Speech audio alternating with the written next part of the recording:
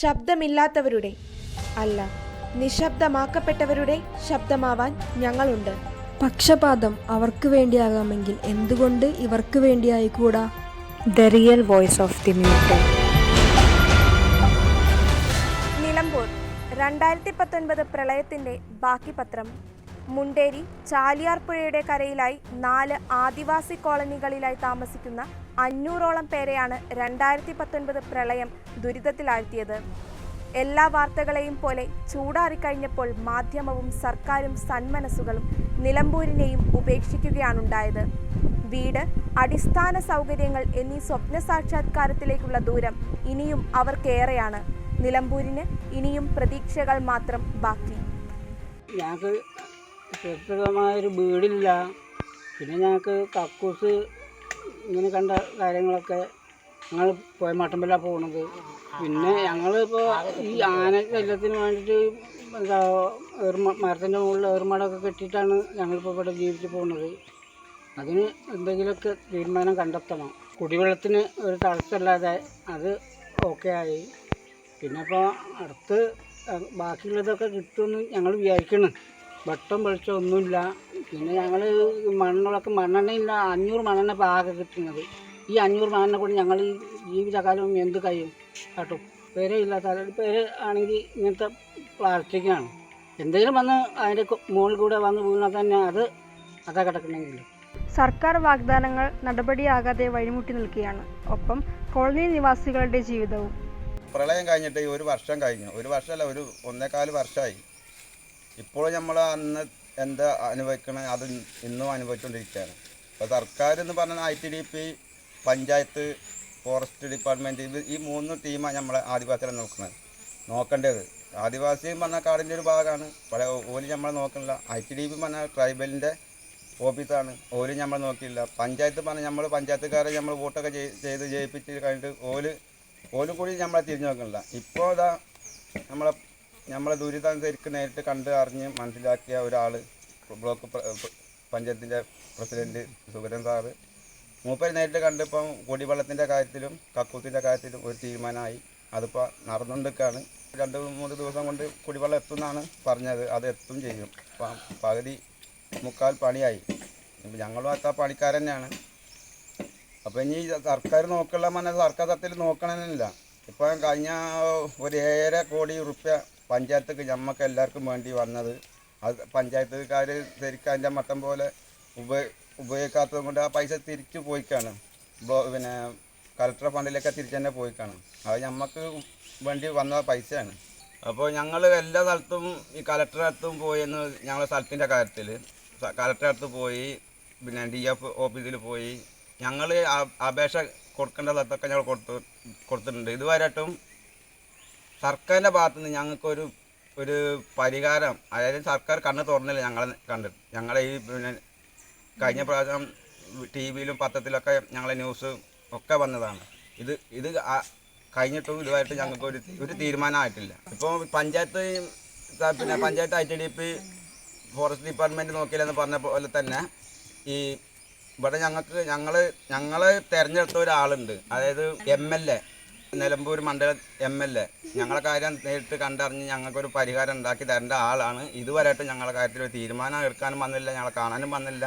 ഇതുവരെയായിട്ടും ന്യൂസിൽ വന്നിട്ടുണ്ട്, പത്രത്തിൽ വന്നിട്ടുണ്ട്, എല്ലാതും വന്നതാണ്.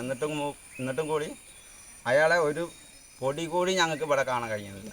സർക്കാരിന്റെ അനാസ്ഥയ്ക്ക് ഇരയാകുന്നത് ഒരു പറ്റം മനുഷ്യരും അവരുടെ ജീവിതങ്ങളുമാണ്.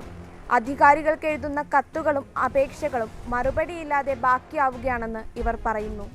2019 ഉരുൾപൊട്ടിയതിന് ശേഷം ഞങ്ങളെ വീടും സ്ഥലമൊക്കെ വെള്ളപ്പൊക്കം കയറിയത് നശിച്ചു പോയത് കൊണ്ട് ഞങ്ങൾ സമയത്ത് തന്നെ കളക്ടറോടും DF-നെയും പഞ്ചായത്ത് പ്രസിഡന്റിനെയൊക്കെ വിളിച്ച് കൂട്ടിയൊരു ഊരുകൂട്ടം കൂടി അവരന്ന് തീരുമാനിച്ചു പോയി. അതുവരെ അന്ന് തൊട്ട് ഇന്ന് വരെ ഞങ്ങൾക്കൊരു സഹായം സർക്കാരിൻ്റെ ഭാഗത്തുനിന്ന് ഉണ്ടായിട്ടില്ല. വീണ്ടും പിന്നെ ഞങ്ങൾ സ്വന്തമായിട്ടൊരു ഊരുകൂട്ടം വിളിച്ചു കൂട്ടി. അതിൽ സൂതമാഷും ഞങ്ങളൊപ്പം കൂടി കുറേ ആനുകൂല്യങ്ങളൊക്കെ കുടിവെള്ളത്തിനുള്ള ആനുകൂല്യം, കക്കൂസിനുള്ള ഇതൊക്കെ നടത്തി തന്നു. സർക്കാർ ഞങ്ങൾക്കൊരു വീടും സ്ഥലം ഞങ്ങൾ ഒരുപാട് അപേക്ഷ കൊടുത്തതാണ്. കലക്ടറിന് കൊടുത്തു, DF ഓഫീസിൽ കൊടുത്തു, എന്നിട്ട് ഒരു ആനുകൂല്യം ഇതുവരെയായിട്ട് ലഭിച്ചിട്ടില്ല. ഞാൻ സൂതമാഷും മന്ത്രിക്ക് കത്തയച്ചിരുന്നു, രാഹുൽ ഗാന്ധി കത്തയച്ചിരുന്നു. ഇതിൻ്റെ മറുപടിയൊന്നും ഇതുവരെയായിട്ട് ലഭിച്ചിട്ടില്ല. ഇപ്പോഴും ഞങ്ങളെ ദുരന്തം ഭയങ്കരമായിട്ടൊരു ദുരന്തമാണ്. ഇവിടെ രാത്രി ആയിക്കഴിഞ്ഞാൽ ഞങ്ങളൊരു ഷെഡിലാണ് താമസിക്കുന്നത്. അതുകൊണ്ട് ആനയും വന്യമൃഗങ്ങളൊക്കെ ഞങ്ങളെ ഒന്ന് ശല്യപ്പെടുത്തുന്നതുകൊണ്ട് ഞങ്ങൾ ഏർമാടത്തിലാണ് രാത്രിയാകുമ്പോൾ കയറി കിടക്കാറുള്ളത്. ഒരു വെളിച്ചമല്ല, കറണ്ടില്ല. ഇതിനൊന്നും സർക്കാരിൻ്റെ അടുത്ത് അപേക്ഷ കൊടുത്തിട്ടും കൂടി അവർ ഞങ്ങളെ ഭാഗത്തേക്ക് തിരിഞ്ഞു നോക്കിയിട്ടില്ല ഇതുവരെയായിട്ടും. ഭക്ഷണം, വെള്ളം, ചികിത്സ, കറണ്ട് തുടങ്ങിയ അടിസ്ഥാന ആവശ്യങ്ങൾക്ക് പോലുമുള്ള പ്രതിഷേധം ഇന്നും തുടരുകയാണ്. ഞങ്ങൾക്ക് പിന്നെ കക്കൂസില്ല, പെൺകുട്ടികൾക്ക് കുളിക്കാനോ ഇതും ഒക്കെ വരുമ്പോൾ കുട്ടികൾക്ക് തുണി മാറ്റാനും ഒന്നിനും ഇവിടെ സൗകര്യമില്ല. പിന്നെ ഞങ്ങൾക്ക് കുടിവെള്ളമില്ല. ഇപ്പം കുടിവെള്ളം കിട്ടിയിട്ട് കാര്യമല്ല, അതിന് ടാങ്ക് വേണം, ഒക്കെ വേണം. ഞങ്ങൾക്ക് സ്ഥലമില്ല. ഞങ്ങളിപ്പോൾ നിൽക്കുന്നത് പോർച്ചുകാട്ടിലാണ്. ഒരു ഷെഡ് വലിച്ചു കെട്ടി അതിലാണ് നിൽക്കുന്നത്. ഒരു മരക്കൊമ്പ് വീണാൽ അതിൽ നിൽക്കാൻ പറ്റൂല. ഞാൻ കറണ്ടില്ല, വെളിച്ചമില്ല. ആനൊന്നും വരുന്നുണ്ട്. ഞങ്ങളിപ്പോൾ പയ്യ ഷെഡിൽ തന്നെ നിൽക്കലാണ്. പിന്നെ ഞങ്ങൾക്ക് സ്വന്തമായിട്ട് ഭൂമിയില്ല. പിന്നെ ഞങ്ങളിപ്പോൾ പോർച്ചുകാട്ടിലാണ് ഞങ്ങളിപ്പോൾ ഇവിടെ നിൽക്കുന്നത്. അതെപ്പോലും ഞങ്ങളെവിടെ നിന്ന് ഇറക്കലൊന്നും ഞങ്ങൾക്ക് അറിയാൻ പറ്റൂല. സർക്കാർ ഞങ്ങളെ പറ്റി ഞങ്ങളിപ്പോൾ എത്ര അപേക്ഷ എല്ലായിടത്തും കൊടുത്തു, അതിനൊന്നും ഒരു ഇതുമില്ല. ഇനി ഞങ്ങൾ എന്ത് ചെയ്യണം? ഞങ്ങൾക്ക് ഒരു കൃഷി ഉണ്ടാക്കാൻ പറ്റൂല ഇവിടെ. അല്ലെങ്കിൽ ഞങ്ങൾ ഒരു കാങ്ങുത്തയ്യ തെങ്ങുത്തയ്യ വെച്ചാൽ അത് വന്ന് ഫോറസ്റ്റ് പറിച്ചെറിയും. ഇത് ഫോറസ്റ്റ് കാടല്ലേ. ഇത്രയും കാലമായിട്ട് ഞങ്ങൾക്ക് ഭൂമി തരാൻ സർക്കാരിന് ഞങ്ങൾ പുറത്തുള്ള എവിടെ ഞങ്ങൾ അറിവില്ല. പ്രളയം വന്ന് കഴിഞ്ഞിട്ട് ഞങ്ങളെ പേരൊക്കെ ഈ കൊല്ലം ഞങ്ങളെ പേരെ 2 വീട് നഷ്ടപ്പെട്ടു. അതിന് വന്ന് കാണാൻ പഞ്ചായത്തുകാരോ ITDP-കാരോ ആരും വന്നിട്ടില്ല. എൻ്റെ മോള് പേരൻ്റെ ഇതൊക്കെ അയച്ചു കൊടുത്തിട്ട് ഞങ്ങൾക്ക് വീടുണ്ടല്ലോ, അതല്ല പറഞ്ഞ പഞ്ചത്തിൽ പോയി പറഞ്ഞപ്പോൾ ഞങ്ങളെ വീടില്ല, ഞങ്ങളെ വീട് പൊളിഞ്ഞ് തകർന്ന് കിടക്കണം. കക്കൂസില്ല, മൂത്രമൊഴിക്കാൻ ഇവിടെ ഒന്നുമില്ല. പിന്നെ ഞങ്ങൾക്ക് എന്താ കറണ്ടില്ല, വെളിച്ചേ. ഞങ്ങളിപ്പോൾ പേടിച്ചാൽ ഞങ്ങളെ കുട്ടികളും ഒക്കെ നിൽക്കുന്നത്. ഞങ്ങൾക്ക് പാലം കെട്ടാൻ പറഞ്ഞിട്ട് ഇപ്പോൾ 2 കൊല്ലം ആകണ്. മറ്റേ പാലല്ല, വാഹനമില്ല.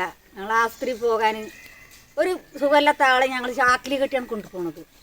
തുണിയൊക്കെ വലിച്ചു കെട്ടിയിട്ട് അതിൽ മരത്തിൻ്റെ 2 കൊമ്പെടുത്തിട്ട് കെട്ടിയാണ് കൊണ്ടുപോകുന്നത്. അങ്ങനത്തെ ബുദ്ധിമുട്ടൊക്കെ ഞങ്ങൾക്ക് വരുന്നുണ്ട്. അത് ആരും ഞങ്ങളെ കണ്ടറിയണില്ല. പുറത്ത് ഞങ്ങൾ ഒരു വിവരമില്ല. നാട്ടുപുറത്ത് ഞങ്ങൾക്ക് ഒരുപാട് അപേക്ഷ കൊടുത്തു, പഞ്ചായത്തിൽ കൊടുത്തു, ITDP കൊടുത്ത്, ബ്ലോക്കിൽ കൊടുത്ത്, കലക്ടർ കൊടുത്ത്, എല്ലായിടത്തും ഞങ്ങളൊന്നും കൊടുക്കാത്തൊരു സ്ഥലമല്ല. എന്നിട്ട് ഞങ്ങൾ ഒരു തീരുമാനം ഞങ്ങൾക്ക് ഇന്നേ വരെ ആയിട്ടും ഞങ്ങൾ കിട്ടിയിട്ടുമില്ല, തന്നിട്ടുമില്ല. ഞങ്ങളത് ചോദിക്കുമ്പോൾ എന്താ അത് തെളിവില്ല. ഞങ്ങൾ കൊടുക്കണ മന്ത്രി കടക്കം ഞങ്ങളെല്ലാം കൊടുത്തിക്കണം. എന്നിട്ട് ഞങ്ങൾ ഒരു തീരുമാനം സർക്കാർ ഞങ്ങളെ നോക്കണില്ല എന്ന് ഞങ്ങൾ കണക്കൂട്ടി വെച്ചിരുന്നത്. ഈ കഷ്ടപ്പാടുകൾക്കിടയിലും വിദ്യാഭ്യാസ സൗകര്യം ലഭ്യമാക്കാനുള്ള പ്രതിഷേധത്തിലാണ് അവർ. COVID-19 ഈ ദുരന്ത സാഹചര്യത്തെ കൂടുതൽ രൂക്ഷമാക്കിക്കൊണ്ടിരിക്കുകയാണ്. ഈ കോവിഡ് എന്ന് പറഞ്ഞാൽ ഞങ്ങൾ കോളനിക്കാർക്കൊന്നും അറിയില്ല. കൊറോണ എന്നാണ്. കൊറോണൻ്റെ ഇങ്ങനെ എന്തോ ഒരു അസുഖമെന്ന് പറയുന്നുണ്ട്. അപ്പോൾ അസുഖം വന്നിട്ട് ഞങ്ങളുടെ ഇവിടെ ബദൽ സ്കൂൾ ഉണ്ടായിരുന്നു, അതും ഇപ്പം പഠനമൊക്കെ നിർത്തിവെച്ചു. പിന്നെ അംഗൻവാടി ഉണ്ട്, അംഗൻവാടിയിലൊന്നും ഇപ്പം പഠനമില്ല. പിന്നെ ഇവിടെ പഠിക്കുന്ന ബദൽ സ്കൂളിൽ പഠിക്കുന്ന കുട്ടികളും മുണ്ടേരി സ്കൂളിൽ കുറച്ച് പഠിക്കുന്ന കുട്ടികളുണ്ടെന്ന് ഓരൊക്കെ ഇപ്പോൾ പഠിത്തം മുടങ്ങി കിടക്കുകയാണ്. അപ്പോൾ പുറമെ ആൾക്കാർ കുറച്ച് സംഘടനൻ്റെ ആൾക്കാർ ഞങ്ങൾക്ക് TVയും ലൈറ്റും തന്നു, പിന്നെ സോളറും തന്നു, ബാറ്ററി പെട്ടി. അതൊന്നും ചാർജ് ചെയ്യാൻ പറ്റൂല. അത് ചാർജ് ഇല്ലെങ്കിൽ അന്നത്തെ ദിവസം കുട്ടികളെ പഠിത്തം മുടങ്ങും. പിന്നെ പുസ്തകങ്ങൾ കുറച്ച് പേർക്ക് കിട്ടിയിട്ടുള്ളൂ, പാഠപുസ്തകം കുറച്ച് പേർക്ക് കിട്ടിയിട്ടില്ല. ഇപ്പോൾ ഒരു ദിവസം മഴ മൂടിയിട്ടുണ്ടെങ്കിൽ അന്നൊന്നും ചാർജ് കയറാതെ പിന്നെ അന്നത്തെ ദിവസം ഒന്നും കുട്ടികൾക്ക് പഠിക്കാൻ കഴിയില്ല. സർക്കാരിൻ്റെ ഭാഗത്ത് നിന്ന് എന്തെങ്കിലും നടപടികൾ ഉണ്ടായിരുന്നുവെങ്കിൽ രക്ഷപ്പെടാമല്ലോ എന്ന് ദയവോടെ പറഞ്ഞ് അവസാനിപ്പിക്കുകയാണ് അവർ. ഈ ഫോറസ്റ്റ് വനത്തിൽ താമസിക്കുന്ന ആദിവാസികളാണ്. ഞങ്ങളെ വീടും പെരയൊക്കെ ഈ വെള്ളപ്പൊക്കത്തിന് ഇടിഞ്ഞ് പൊളിഞ്ഞ് പോയിട്ട് ഇപ്പോൾ കാട്ടിലാണ് താമസിക്കുന്നത്.